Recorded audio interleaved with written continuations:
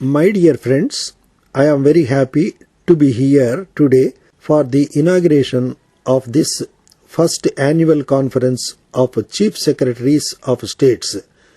I greet and welcome one and all. I hope that this annual conference will become a forum for useful and productive exchange of views between the center and the states in the days to come. I congratulate the Cabinet Secretary for taking the steps of proposing this conference. It is one of the primary responsibilities of any government to ensure the rule of law in the country. In addition, an atmosphere of peace and communal harmony is also a need for rapid economic growth. The law and order machinery has to be sensitized to the key security concerns that affect us. Terrorism and extremism have to be tackled with a firm but effective and sensitive hand. You have to be aware not only of local and regional happenings but also the country as a whole. It is my firm hope that this conference will help you in getting a better perspective on some of these issues. Poor infrastructure facilities continue to be a roadblock in the way of our rapid economic progress. Shortage of electricity, poor roads, overcrowded ports, etc. all hamper our economic efficiency and damage our national and international image. This is a lesson which all states of the country have to imbibe. Those who have lagged behind have to go that extra mile in developing their infrastructure rapidly.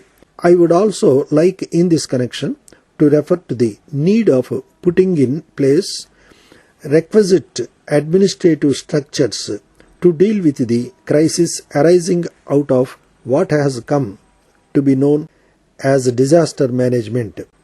We have to prevent disasters, but we have to recognize that they have a mode of taking place which we cannot prevent, and therefore we must equip ourselves to meet the challenge of effective disaster management in a credible manner. Further, I deal with another issue, that is climate change. It proposes a threat not only to us but also to our future generations as well. We attach immense importance to meeting the challenge.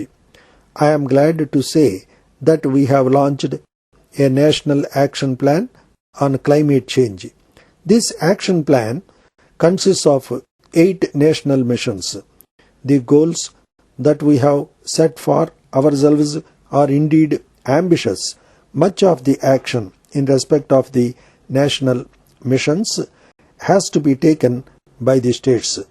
There will be need for local adaptation, for assessing what will work, and above all for involving the local communities in the process of implementation. It rests upon you to provide the necessary leadership and impetus to the implementation of these very important 8 missions. Our experience in the last 2 years has brought to the fore the importance of food security and the need for containing prices. For some time past, there was, if I may say so, a false sense of security that availability of food has ceased to be a concern. Similarly, many felt that we have been able to control prices, but we have learned that our growing population and higher levels of living demanded improvement of our food supplies. In this context, I would like to urge the state governments to focus their energy on the area of increasing agricultural productivity. There is great scope for improvement in the productivity of our major crops, and I hope to see greater efforts in achieving this.